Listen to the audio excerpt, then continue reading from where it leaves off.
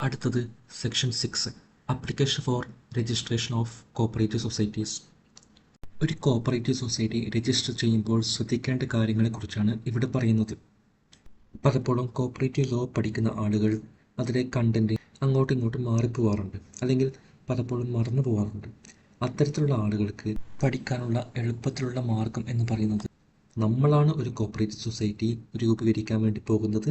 So ഒരു cooperative society രൂപീകരിക്കുമ്പോൾ എന്തൊക്കെ കാര്യങ്ങളാണ് നമ്മൾ ചെയ്യേണ്ടത്, അത് ആ രീതിയിൽ മനസ്സിലാക്കി പഠിച്ചു കഴിഞ്ഞാൽ എളുപ്പത്തിൽ ലോ പഠിക്കാൻ വേണ്ടി സാധിക്കും. നിങ്ങൾ ആദ്യമായാണ് ഈ വീഡിയോ കാണുന്നതെങ്കിൽ സബ്സ്ക്രൈബ് ചെയ്യുക, കൂടാതെ നിങ്ങളുടെ ഫ്രണ്ട്സിനും റെക്കമെൻഡ് ചെയ്യുക.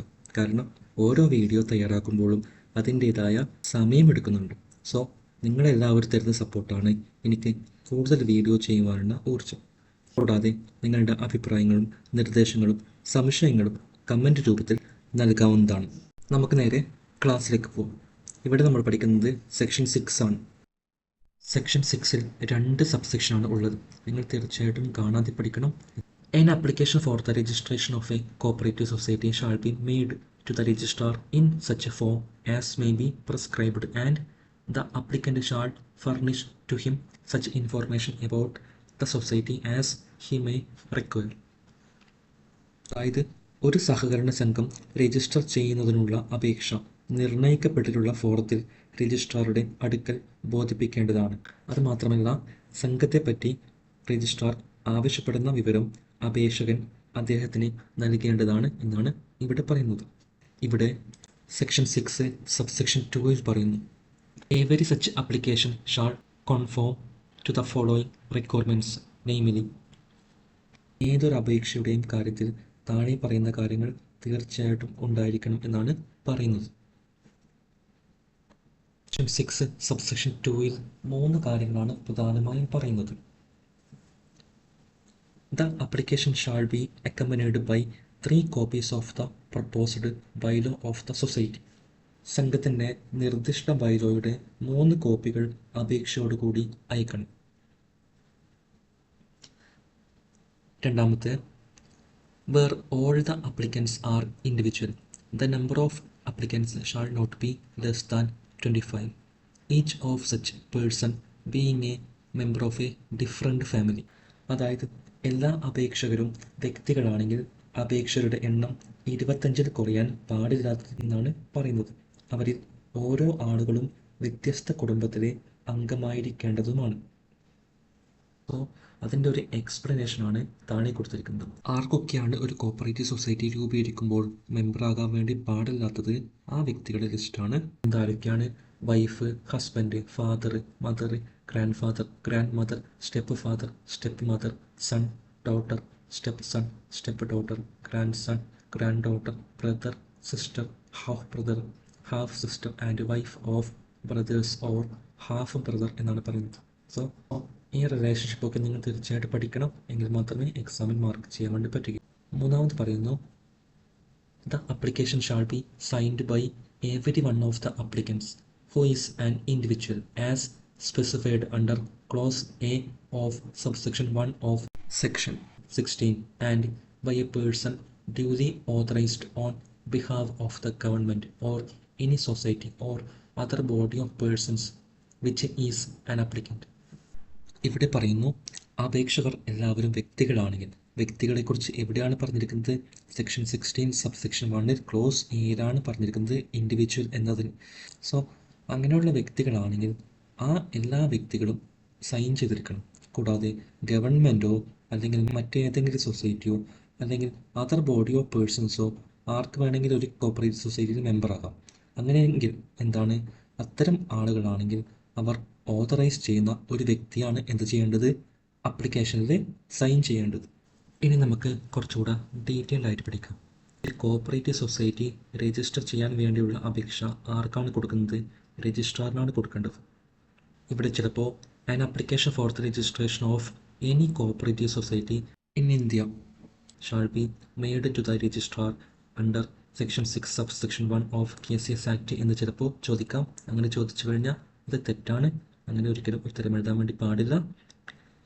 കേരളത്തിലെ KCS ആക്ട് പ്രകാരം ഒരു കോപ്പറേറ്റീവ് സൊസൈറ്റിയുടെ അപേക്ഷ ആർക്കാണ് കൊടുക്കേണ്ടത്? രജിസ്ട്രാറിനാണ് കൊടുക്കേണ്ടത്. അതിൻ്റെ ഒരു ഫോർമാറ്റുണ്ട്. ഫോറം നമ്പർ 1 അത് എവിടെയാണ് പറഞ്ഞിരിക്കുന്നത്? ചട്ടത്തിൽ വ്യക്തമായി പറഞ്ഞിട്ടുണ്ട്.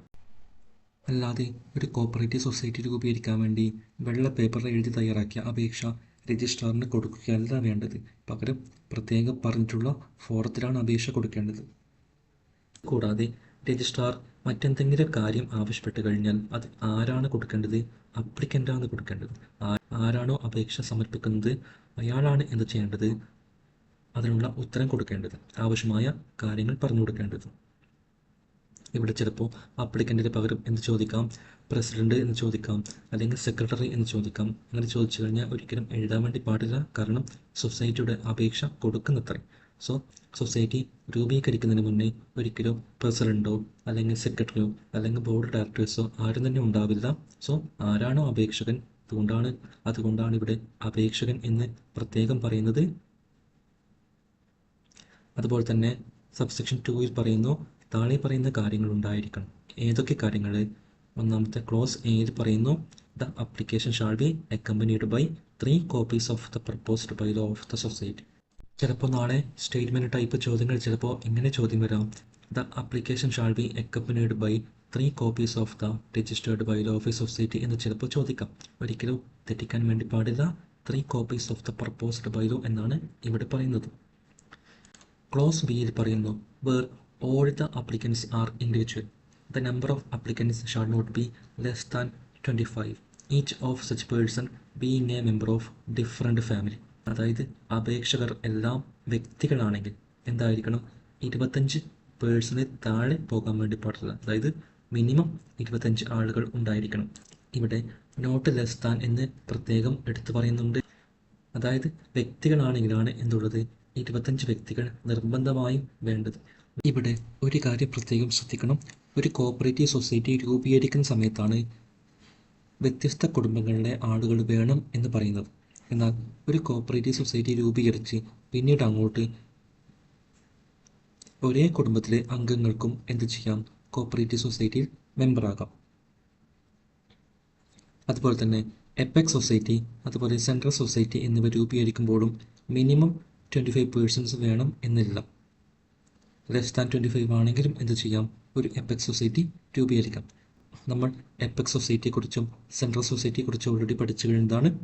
അതുപോലെ ചില ടൈപ്പ് സംഘങ്ങളിൽ ഈ 25 എന്ന എണ്ണം ബാധകമല്ല. പ്രൈമറി ഇൻഡസ്ട്രിയൽ കോപ്പറേറ്റീവ് സൊസൈറ്റി, അതുപോലെ പ്രൈമറി കോർ കോപ്പറേറ്റീവ് സൊസൈറ്റി, ഈ 2 സൊസൈറ്റികൾക്കും മിനിമം 10 വ്യക്തികൾ ഉണ്ടെങ്കിൽ രൂപീകരിക്കാവുന്നതാണ്. ഇവിടെ സെക്ഷൻ 6 ക്ലോസ് സിയിൽ പറയുന്നു, the application shall be signed by every one of the applicant who is an individual as specified under clause A of subsection 1 of section 16. നമുക്കറിയാം section 16 എന്തിനെക്കുറിച്ച് പറയുന്നതാണ്? മെമ്പേഴ്സിനെ കുറിച്ച് പറയുന്നതാണ്. സെക്ഷൻ 16 സബ്സെക്ഷൻ 1 ക്ലോസ് എയിൽ ഇൻഡിവിജ്വലിനെ കുറിച്ചാണ് പറയുന്നത്. സോ എല്ലാ അപേക്ഷകരും വ്യക്തികൾ ആണെങ്കിൽ എന്ത് ചെയ്യണം? എല്ലാ വ്യക്തികളും അതിൽ ഒപ്പിട്ടിരിക്കണം.